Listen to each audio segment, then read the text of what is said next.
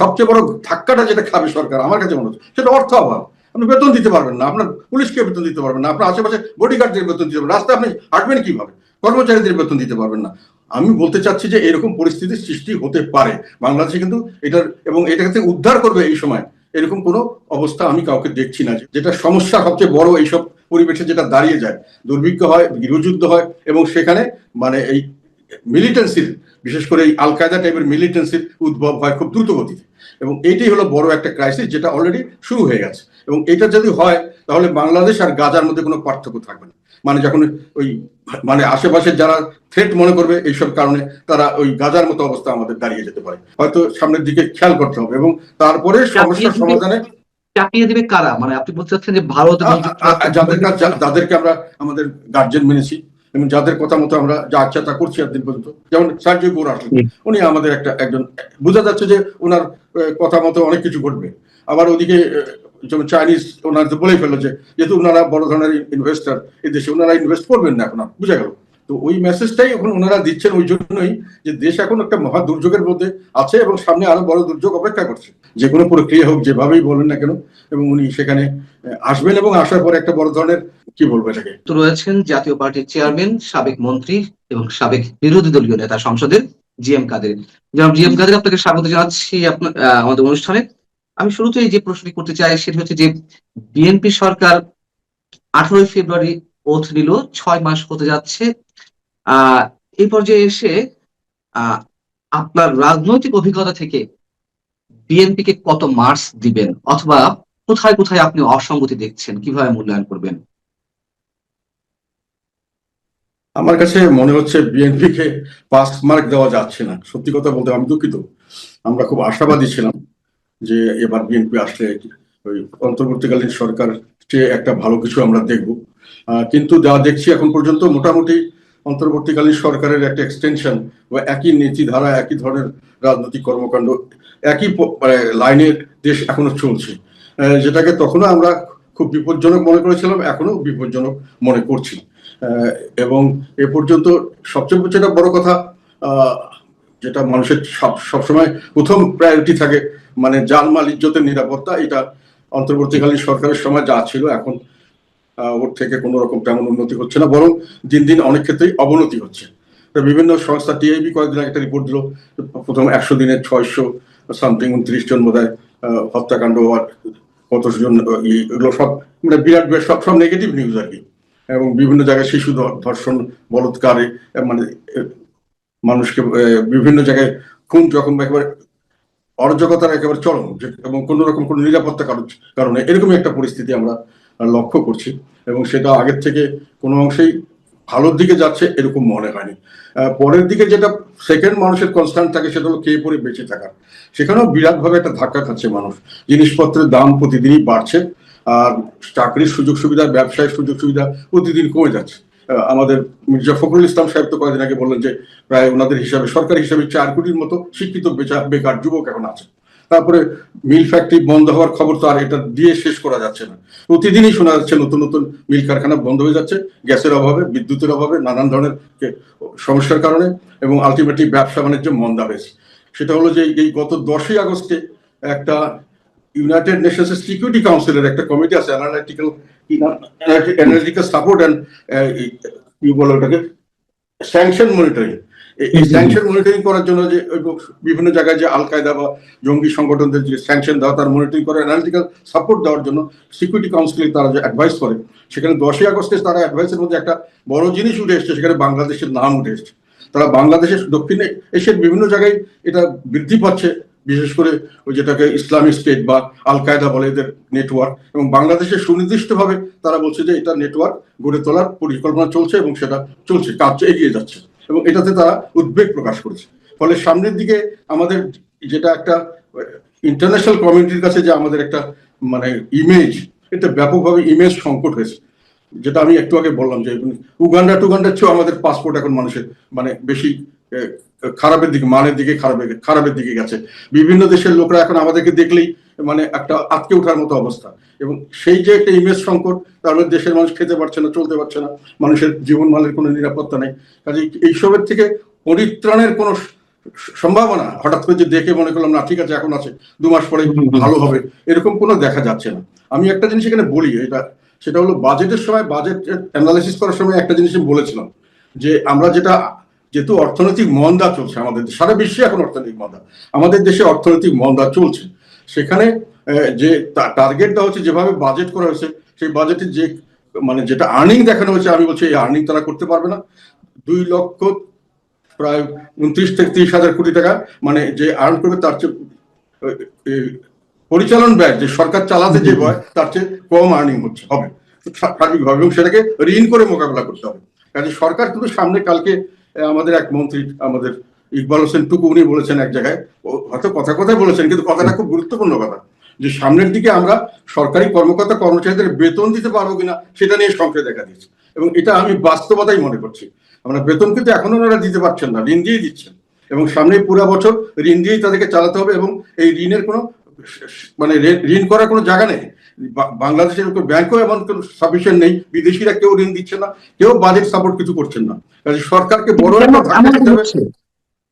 আমার প্রশ্ন হচ্ছে যে অর্থমন্ত্রী নিজেই বলেছেন যে অর্থনৈতিক যে নেতিবাচক অবস্থা দেশের, সেটি কাটিয়ে উঠতে 2 বছর সময় লাগবে। কেন 2 বছর সময় লাগবে? অথবা এই অবস্থায় দেশে বিনিয়োগ নেই, কর্মসংস্থান নেই, একের পর এক শিল্প কলকারখানা শাটডাউন হচ্ছে, বিদ্যুতের অবস্থা তো আমরা সবাই জানি, সেটির একটি প্রভাব পড়ছে। আহ একসাথে এত কিছু একবারে শাটডাউন হয়ে যাওয়ার কারণ কি, আপনার কি মনে হয়? এবং সরকার থেকে বলা হচ্ছে যে এর পেছনে দায়ী আওয়ামী লীগ সরকার, আওয়ামী লীগের দুর্নীতি, অবাধ লুটপাট, এগুলোকে দায়ী করা হচ্ছে, টাকা পাচার ইত্যাদি ইত্যাদি। হয়েছে কি, হ্যাঁ, আওয়ামী লীগ কিছুটা দায়িত্ব বটেই, তবে আওয়ামী লীগ যেটা যে ধারায় চলছিল, তারা বিপদগুলো সামনে নিয়ে চলছিল, এবং এটা নিয়ে চ্যালেঞ্জ হিসেবে নিয়ে এটা একটা সমাধান করারও চেষ্টা করছিল। যেমন এখন যেটা যেটা বিভিন্ন সময় থেকে গেছে আর কি, যেমন উনি যেটা 2 বছর বলছে সেটা কথা বলি, উনি এটা কোনো কারণ দেখাননি, উনি একটা নিজের থেকে মনের ইচ্ছায় বলেছেন যে আগামী 2 বছরে হয়তো হতে পারে, কিন্তু উনি সুনির্দিষ্ট কোনো রূপরেখা দেননি যে 2 বছর পরে আমরা এইভাবে আমরা ইকোনমিক রিকভারিটা করবো। এখনো আমাদের অবস্থা খুবই খারাপ। আওয়ামী লীগ যেখানে সেরে গেছে, তার চেয়ে 2 বছর চলে গেছে। এই সময় অন্তর্বর্তীকালীন সরকার একেবারে, যেটা আওয়ামী লীগ যেগুলো খারাপগুলোকে কাটানোর জন্য যে কতগুলো স্টেপ নিয়েছিল, এগুলোকে ওনারা স্টপ করে দিয়েছেন, এবং ওটার ফলে 2 বছর পিছিয়ে যাওয়াতে এখন এগুলোকে আবার তাল সামলিয়ে ফিরে আসে একেবারে একটা অসম্ভবের মতো অবস্থা। আমি এটা জেনে শুনে বলছি। আমি বলতে চাচ্ছি আমার যেটা ব্যক্তিগত অভিজ্ঞতা থেকে, যে গ্যাস সংকটের সামনের দিকে কমবে না, আরো বাড়বে। আর ইলেকট্রিসিটির ব্যাপারে ওরা অনেক ডাইভার্সিফাই করেছিল, সেখানে কিন্তু ওই যে যেমন নিউক্লিয়ার পাওয়ার প্ল্যান্ট থেকে ইলেকট্রিসিটি ওগুলো দিতে আসতো, এবং বিভিন্ন জায়গা থেকে বিদেশ থেকে আনার জন্য ব্যবস্থা করেছিল, ওগুলোর থেকে কিন্তু এখন আমরা যদি করতে পারি তাহলে এগুলো চালু থাকবে, কিন্তু ওটা এখন কোনো এই 2 বছর কোনো কাজ হয়নি, সবকিছু প্রায় স্ট্যান্ড স্টিল। কাজে energy crisis is not going to be stop very soon. আর এনার্জি ছাড়া বাংলাদেশের কোনো কিছু ইনভেস্টমেন্ট হবে না, কোনো অগ্রগতি হবে না। We are in a big mess. আর তারপরে বললাম যে টাকা পয়সা যা আছে এগুলো দিয়ে মানুষের ট্যাক্স দিচ্ছে, এই ট্যাক্সও সামনে মানুষের দিতে পারবে না, যেহেতু কোনো অর্থনৈতিক কর্মকাণ্ড নেই। ট্যাক্স দিবে কোথা থেকে মানুষকে জোর করে আর কিছু মানে ব্যবসা বাণিজ্য না থাকলে কোথা থেকে ট্যাক্স দেবে? আপনি এর মধ্যে অর্থনৈতিক পরিস্থিতির কথা তুললেন দেশের, এবং অবশ্যই আইন শৃঙ্খলা জনিত যে পরিস্থিতি সেটির কথাও তুললেন। আপনি কি মনে করছেন যে মানে যেভাবে আপনি বলছেন তাতে মনে হচ্ছে দেশ একেবারে স্থবিরতার দিকে যাচ্ছে, অথবা স্থবির হয়ে আছে? বিষয়টা কি এরকম?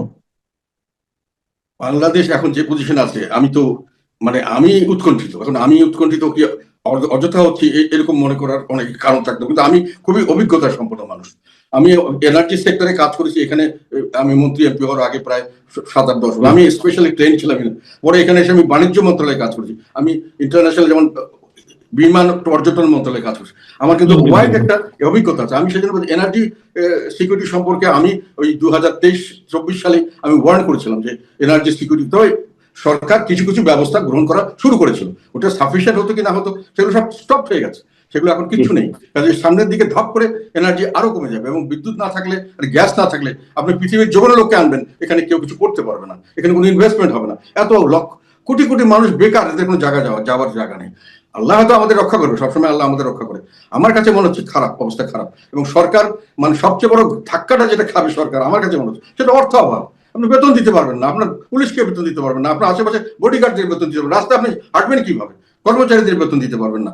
আমি বলতে চাচ্ছি যে এরকম পরিস্থিতির সৃষ্টি হতে পারে বাংলাদেশে, কিন্তু এটার এবং এটাকে উদ্ধার করবে এই সময় এরকম কোনো অবস্থা আমি কাউকে দেখছি না, যেহেতু বিদেশিরা সবাই এখন ওই যে ইরান যুদ্ধের কারণে সবাই বিভিন্নভাবে বক ডাউন হয়ে গেছে, মানে সবারই ব্যবসা বাণিজ্য কমে গেছে, পয়সা আসে হঠাৎ করে বিরাট ভাবে এখানে বাংলাদেশে ইনভেস্ট করবে বা টাকা দিবে তাদেরকে, যেটা সৌদি আরব দীর্ঘদিন পাকিস্তানকে টাকা দিয়েছে, ক্যাশ টাকা দিয়েছে। তো অনেক সময় চায়না অনেককে দেশকে দেয়, কিন্তু চায়না সবসময় পোটেনশিয়াল না দেখে দেয় না। চায়না এখন আর টাকা বাংলাদেশে দিবে এরকম কোনো কমিটমেন্ট করেনি। যেগুলো জায়গা তারা নিয়েছে এগুলো তারা ডেভেলপমেন্ট করার জন্য যে বিদ্যুৎ এবং গ্যাসের দরকার, এটার ব্যবস্থা না হলে তারা ইনভেস্টমেন্ট করতে আসবেও না। তার কাজে বাংলাদেশে ইনভেস্টমেন্টও আসছে না, টাকাও আসছে না। বিদ্যুৎ সেক্টর, গ্যাস সেক্টর এগুলো অত্যন্ত নাজুক পরিস্থিতিতে আছে, ইন্ডাস্ট্রিয়ালাইজেশন খুব খারাপ পরিস্থিতি, এবং বাংলাদেশের সরকারের অর্থের অভাব অত্যন্ত প্রকট বলে আমার ব্যক্তিগতভাবে মনে হচ্ছে। এবং তার মধ্যে আবার এই যে যেটা সমস্যা সবচেয়ে বড়, এইসব পরিবেশে যেটা দাঁড়িয়ে যায়, দুর্ভিক্ষ হয়, গৃহযুদ্ধ হয়, এবং সেখানে মানে এই মিলিটেন্সির, বিশেষ করে এই আল কায়দা টাইপের মিলিটেন্সির উদ্ভব হয় খুব দ্রুত গতিতে, এবং এইটাই হলো বড় একটা ক্রাইসিস যেটা অলরেডি শুরু হয়ে গেছে। এবং এটা যদি হয় তাহলে বাংলাদেশ আর গাজার মধ্যে কোনো পার্থক্য থাকবে না। মানে যখন ওই মানে আশেপাশে যারা থ্রেট মনে করবে এইসব কারণে, তারা ওই গাজার মতো অবস্থা আমাদের দাঁড়িয়ে যেতে পারে। আমি এটা অনেক আগে থেকে বলেছি এবং বলে আসছি এখনো, যে আমি হয়তো বেশি দুশ্চিন্তা করছি, কিন্তু আমার দুশ্চিন্তা করার কতগুলো গ্রাউন্ড আছে, সেই জন্য বলছি। গাজাতে তো আর গৃহযুদ্ধ নয়, গাজাতে তো অন্য একটি পরাশক্তি বা অন্য একটি শক্তির আক্রমণ, আগ্রাসন। কিন্তু আপনি কেন বাংলাদেশকে গাজার মতো পরিস্থিতির দিকে মনে করছেন? এই জন্য বলছি যে গৃহযুদ্ধের কারণে নয়, ওখানে মিলিটেন্সি ডেভেলপ করে। যখন মানুষের অভাব অভিযোগ বেশি হয় প্রিডমিনেন্টলি মুসলিম কান্ট্রিতে, যেটা ভারতের জন্য একটা বড় সমস্যা, অনেকে ভারত সম্পর্কে অনেক ধারণাটা ক্লিয়ার নেই। ওদের সমস্যাটা কিন্তু বাংলাদেশের ব্যবসা বাণিজ্য তাদের কোনো বড় জিনিস নয়। ভারত একটা বিশাল কান্ট্রি, বড় সাইজে, বড় রিসোর্সে অনেক বড়, রিসোর্স মানে খালি মিনারেল রিসোর্স না, হিউম্যান রিসোর্স, সব ধরনের রিসোর্স ওদের কাছে। থার্ড হলো ওরা মিলিটারি পাওয়ার, বিরাট দেশ। কিন্তু ওদের জন্য বাংলাদেশের স্ট্র্যাটেজিক লোকেশন, ওদের বিরাট 4000 কত কিলোমিটার ওদের বাউন্ডারি, কমন বাউন্ডারি, এবং এখানে অনেক সেন্সিটিভ এলাকা আছে ওদের। এবং এখানে যদি মানুষ যদি গরিব থাকে, গরিব মানুষের মধ্যে মুসলিম হয়, তাহলে এখানে একটা মিলিটেন্সি টেন্ডেন্সি দেখা, যেটা আল কায়দা এখন দেখা যাচ্ছে। এই সুযোগটি কেন? আমরা দেখলাম ডক্টর ইউনূস সরকারের সময় থেকে জঙ্গিবাদের এক ধরনের মাথা চাড়া দেওয়ার চেষ্টা, এবং সেটি কোনো কোনো ক্ষেত্রে আমরা দেখলামও। আইসিসির কালো পতাকা নিয়ে দিনের পর দিন মিছিল, বিক্ষোভ এবং মৌলবাদের আস্ফালন। এখন এসে আল কায়দার নতুন আন্তর্জাতিক সন্ত্রাসী সংগঠন, জঙ্গি সংগঠনের সেল বাংলাদেশে স্টাবলিশের চেষ্টা করা হচ্ছে। এর কারণ কি মনে হয় আপনার? এটার কারণ হলো কি, ওরা অনেকদিন থেকেই মৌলবাদীরা এখানে অ্যাক্টিভ ছিল, যেটা শেখ হাসিনার সময় খুব কঠোর হস্তে দমন করা হয়েছে। আমরা ওনাকে অনেক সময় এটার দিকে নিন্দাবাদ করতাম, কিন্তু আমরা এটা বুঝতে পারিনি। এখন বোঝা যাচ্ছে যে ছিল। এবং এই স্টুডেন্টদের একটা খুব ন্যায্য দাবি, কোটার বিরুদ্ধে আন্দোলন যেটা হয়েছে, এবং এই স্টুডেন্টরা যে দাবিটা শুরু করেছে, আমরা সেখানে যোগদান করেছিলাম। যেটা ছাত্রদের দাবি থেকে ছাত্র জনতার বৈষম্য বিরোধী একটা আন্দোলনে রূপান্তরিত হয়েছিল। সেটাকে এটার ক্যামোফ্লেজে এরা ভিতরে ঢুকে ব্যাপকভাবে সরকারের পতনের জন্য অনেক কিছু করেছেন, সরকারকে পতন করিয়েছেন। এখানে আমরা এখন অনেক জায়গা থেকে অনেক কিছু শুনতে পাচ্ছি, ইন্টারন্যাশনাল ইনভলভমেন্টের কথা আসছে। যাই হোক, কিন্তু তখন তারা বলতে চাইলেন যে এটার জন্যই আন্দোলন হয়েছে, আন্দোলনটা আমরা এই ওদের একটা রাইটিস্ট উত্থান, ওটাই বলছো, আমরাই করেছি, আমরা মানুষকে হত্যা করেছি, পুলিশকে হত্যা করেছি, আমরা নাশকতা করেছি, আমাদের কারণেই হয়েছে। এবং এমনকি ওনাদের কিছু কিছু যারা লিডারশিপে ছিলেন তারা বললেন যে আমরা প্রস্তুত ছিলাম, যদি এটাতে সফল না হতাম তাহলে অস্ত্রশস্ত্র নিয়ে আমরা যুদ্ধ করে এটাকে স্বাধীন করতাম। তার মানে তাদের যুদ্ধ প্রস্তুতি ছিল, তাদের অস্ত্রশস্ত্র ছিল, গোলা বারুদ ছিল, তাদের ট্রেনিং ছিল। এগুলো কে করিয়েছে? এগুলো সমস্ত উগ্রবাদী সংগঠনগুলো। এগুলো ছাড়া, এবং জামাত স্বীকার করেছে যে তারা এটার সঙ্গে ব্যাকগ্রাউন্ড এরাই ছিল। বিদেশিরা সমর্থন করলো, তারা এখানে চালু করলো, এবং সেখানে দেশটাকে ভাগ করলো সুন্দরভাবে। একটা হলো রাইটিস্ট যেটাকে বলা যায়, এবং উগ্রবাদী এবং মৌলবাদীরা এবং সাম্প্রদায়িক শক্তি, আর একটা হলো লিবারালস। আর আরেকটা করলো যে যারা ওই মানে শেখ হাসিনার সরকারের সময় অত্যাচারিত হয়েছে বিভিন্ন কারণে, তারা সবাই দেশপ্রেমিক। এই অত্যাচারিত লোকরা যখন দেশপ্রেমিক হিসাবে সার্টিফিকেট রাষ্ট্রের থেকে সার্টিফিকেট পেয়ে গেল, তখন সমস্ত ধরনের এই আল কায়দা টাইপের যতগুলো সংগঠন সবগুলোই দেশপ্রেমিক হিসাবে বাংলাদেশে অফিসিয়ালি অ্যাকসেপ্টেড হল। এবং তারপর থেকে তারা বিভিন্ন তাদের সাজা মাপ, তাদেরকে থেকে দেওয়া হলো, তাদেরকে মুক্তি দেওয়া হলো জেল থেকে, তাদেরকে খালাস করে দেওয়া হলো, সমস্ত চার্জ বাতিল করে ফ্রি করে দেওয়া হচ্ছে। এবং এরা তখন আবার একটা সুযোগ পেল, এবং এরা এই দেশটাকে, যেহেতু মুসলিম প্রধান দেশ এবং এখানে পভার্টি, মানুষ খুব এই গরিব, সেই পভার্টির সুযোগ নিয়ে এবং ইসলামী ভাবধারাটাকে বিভিন্নভাবে তাদের মাথায় ঢুকিয়ে দিয়ে তারা একটা মিলিটেন্সি করার চেষ্টা করে, যেটা কিন্তু গাজাতেও একই জিনিস হয়েছে। সেই ভারত বিরোধী শক্তি এখন স্ট্রং বেশি, এবং সরকারও একটি একটি শর্ত জুড়ে দিয়েছে, এরকম গুঞ্জন শোনা যাচ্ছে, যদি এটি কোনো ভিত্তি আমরা এখনো পাইনি, যে শেখ হাসিনাকে যতক্ষণ পর্যন্ত প্রত্যর্পণ চুক্তির আওতায় ফেরত না দেওয়া হবে ততক্ষণ পর্যন্ত ভারতের সাথে নতুন কোনো সম্পর্ক নয় বা সম্পর্কের উন্নয়নের জায়গায় নিয়ে যাওয়া নয়। আহ আপনি কি তেমনটি মনে করেন? এটা আমি জানি না সরকারকে কারা কি বুদ্ধি দিচ্ছে। আমার অভিজ্ঞতা থেকে বলছি যে এটা মানে দারুণ ভাবে সরকারকে মিসগাইড করা হচ্ছে। একটা জিনিস আমরা অনেক সময় ভুল করি, মানে কি বলবো এটাকে, আমি আমি নিজেকে ছোট করে বলতে চাই না, কিন্তু ভারত একটা বড় শক্তি, যেটা বললাম বড় দেশ, এদের বড় অনেক রিসোর্সফুল কান্ট্রি, বড় একটা সামরিক শক্তি, এবং এদের কাছে বাংলাদেশের গুরুত্ব, ব্যবসা বাণিজ্যকে যেটা আমরা বলতে চাই বাংলাদেশ, ওদের ওটা গুরুত্ব নাই। ওদের একটাই গুরুত্ব আছে যে এটা একটা ল্যান্ড যেটা স্ট্র্যাটেজিক লোকেশনে অবস্থিত এবং যেখানে হিউজ পরিমাণে মুসলিম মেজরিটি এবং পুয়ার কান্ট্রি। এটাকে আমাদের বিরুদ্ধে যদি কেউ ব্যবহার করতে চায় এটাকে একটা হিসাবে ইউজ করতে পারবে। এখানে যেমন আল কায়দা আসে, এরকম ধরনের সন্ত্রাসী গোষ্ঠী আসে, এরকম ধরনের সাম্প্রদায়িক শক্তি আসে, তারা আমাদের ক্ষতি করার জন্য এটাকে, এই ভূমিটাকে ব্যবহার করতে পারে। এটাকেই তাদের একমাত্র কনসার্ন, এবং তারা সবসময় চায়, আমি দেখেছি তাদের কে কি বলে আমি জানি না, তারা চায় যে এই দেশটা তাড়াতাড়ি একটু সমৃদ্ধশালী হোক, মানে গরিব থেকে উপরে উঠুক, তাহলে আমাদের এই সংখ্যাটা থাকে না। এখন প্রশ্ন হলো যে না, এখন যদি ভারতের ওগুলো সাধারণ প্রিপারেশন নিচ্ছে, আমরা অনেক সময় ভুল করি। ওরা কিন্তু সাধারণভাবে এটাকে একটা শান্তিপূর্ণভাবে একটা প্রসপারাস দেশ হোক, এখানে কোনো সেরকম কোনো সমস্যা না থাকুক, আস্তে আস্তে সব শিক্ষিত হয়ে উঠুক, মানুষের সম্পদশালী হোক, তাহলে এই মিলিটেন্সি এখানে সহজে আসবে না এবং ওরা সেফ থাকবে, এটা তারা মনে করে। এই জন্য তারা সহযোগিতাও করতে চায়। কিন্তু যদি কোনো কারণে তারা মনে করে যে এটা হচ্ছে না, তাহলে কিন্তু ওরা যেন সরকারের সাথে কথাবার্তা বলছে যে এটাকে যে কোনো ভাবে এটাকে থামিয়ে একটা নর্মাল পরিস্থিতিতে আনা যায় কিনা, তারা সহযোগিতা করে হাত বাড়িয়ে দিচ্ছে। আর সরকার যদি এটাকে মানে অন্য কিছু মনে করে এটার বিরুদ্ধে আচরণ করে, আমি পরিষ্কার কথা বলতে চাই। আমি একটা সময় দেখেছিলাম ওই যে প্রণব মুখার্জি একবার প্রেসিডেন্ট ছিলেন, আসছিলেন উনি, বেগম খালেদা জিয়া ওনাকে একটা গন্ডগোলের সম্বন্ধে 2014 আগে বা কোন সময় ওনাকে ডেকেছিলেন যে আমার সঙ্গে আসেন, কথা বলেন, কি করা যায়। উনি ওরা চাচ্ছিল একটা মীমাংসা করে দেওয়া, করা যায় কিনা। উনি রিফিউজ করেছিলেন, বলছেন না আমার এখন হরতালের কারণে যাচ্ছি না। আমি পরবর্তীকালে ভারতের অনেক রাজনীতিবিদ অনেকের সঙ্গে কথা বলেছি, এরা এটাকে বিরাট ভাবে একটা অপমান মনে করছে। আমি তো কমার্স মিনিস্ট্রি ছিলাম, আমাদের সাথে ব্যবসা না করলে তাদের খুব একটা লস নাই, আমরা তাদের সাথে ব্যবসা না করলে বিশাল ভাবে লুজার হবো। এটা বললে আমি ভারতের দালাল তা না, আমি প্র্যাকটিক্যাল থেকে বলছি।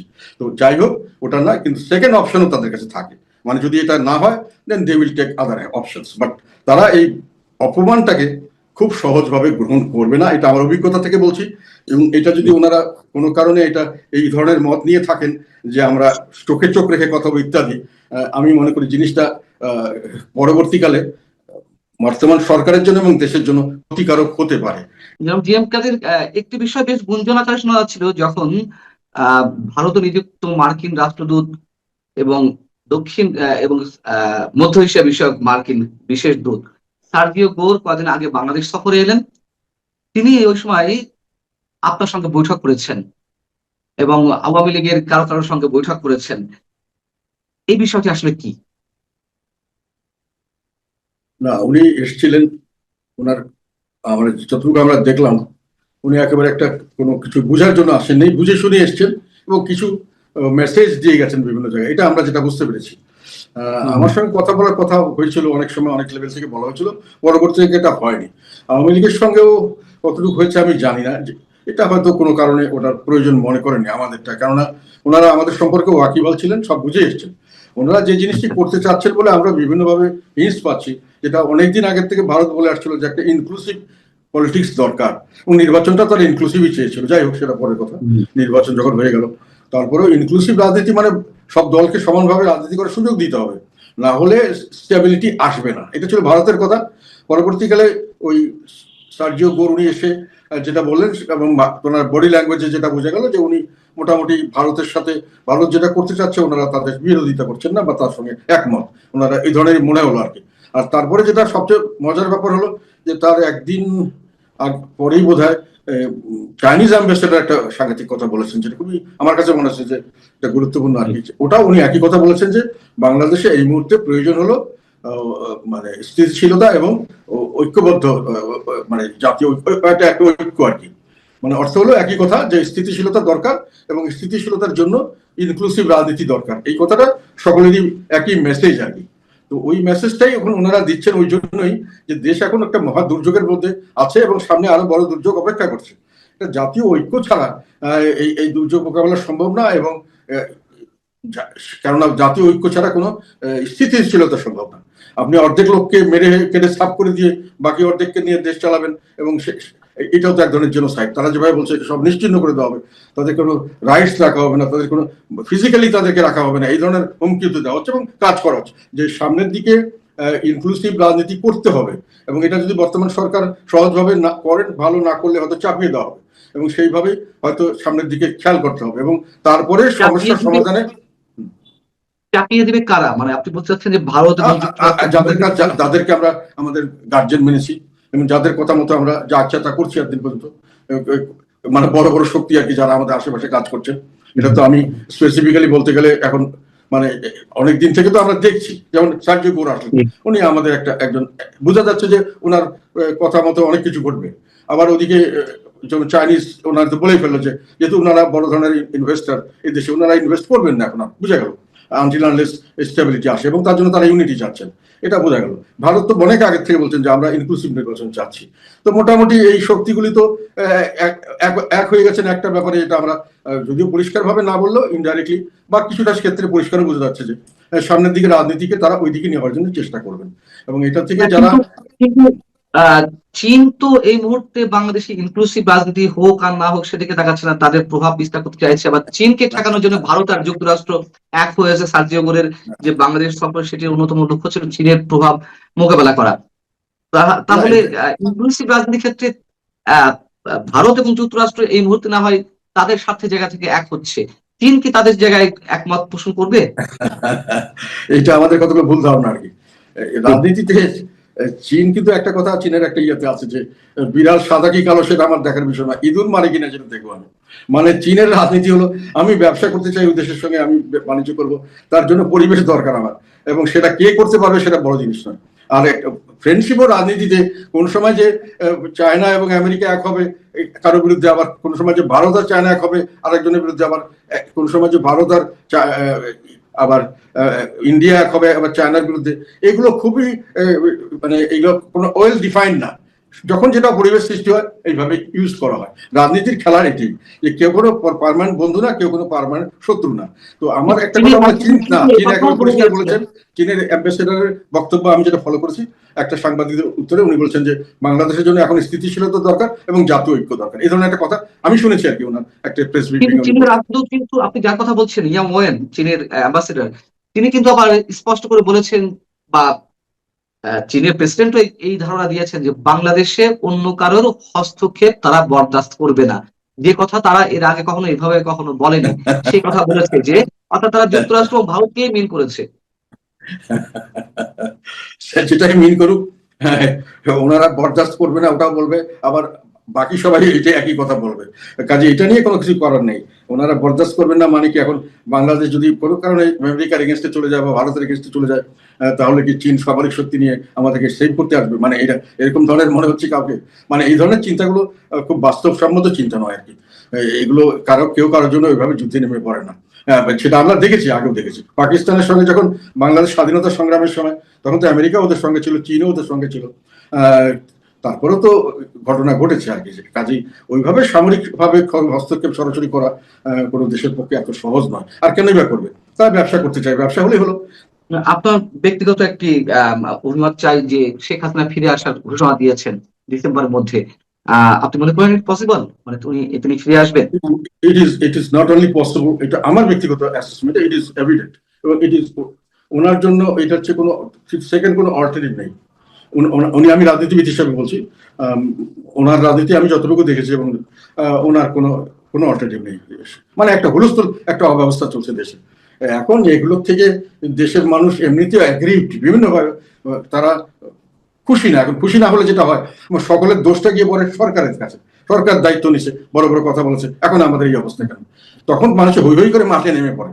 এটার জন্য তারা যতই কিছু ভয় দেখায়, একটা পর্যায়ে শেখ হাসিনা তো কম ভয় দেখায়নি, একটা পর্যায়ে মানুষ এগুলো মানে না।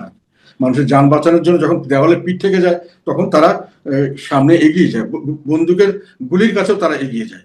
তো এইগুলোর সমস্যা আগে দেখা হয়েছে, আমরা দেখেছি, কিন্তু ইতিহাস থেকে আমরা কোনো শিক্ষা নেই। আমরা শুধু ইতিহাসটাকে ওই পিছনের রিয়ার ভিউ মিররে দেখে সামনের দিকে গাড়ি চালিয়ে গেছি। এটা হলো আমাদের দুর্ভাগ্য।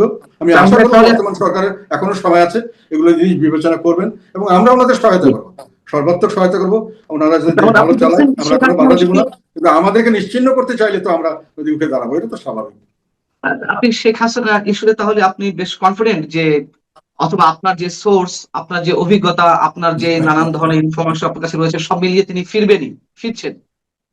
এখন এগুলো তো আমি তো গণক নই, আমি যেটা দেখি বা বুঝি সেটাই বলি। আমার বক্তব্য হলো, প্রথম দিন থেকে আমি বুঝেছি, যখন উনি বলছেন যে আসবেন, তখনই আমি বুঝেছি যে উনি আসবেন এবং সেই পরিবেশ দেশে আছে।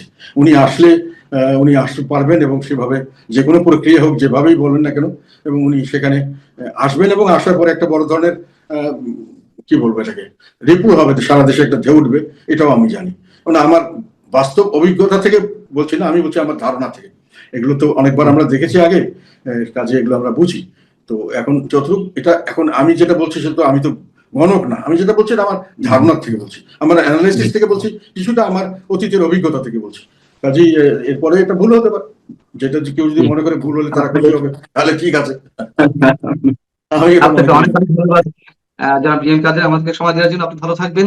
দর্শক, আপনারা যারা ছিলেন এতক্ষণ আমাদের সঙ্গে, নিশ্চয়ই আপনারাও ভালো থাকবেন।